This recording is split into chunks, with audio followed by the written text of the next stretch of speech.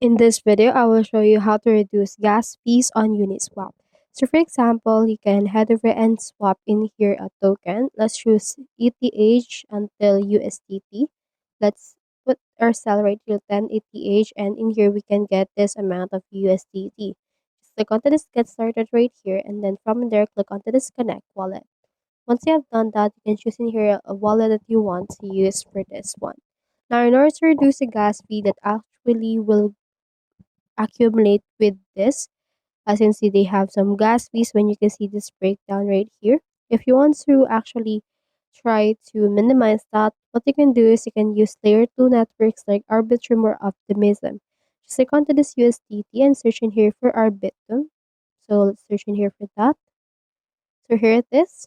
You can use in order to actually convert that into that because they have lower gas fees. And then from in there, you can also trade during low network activity.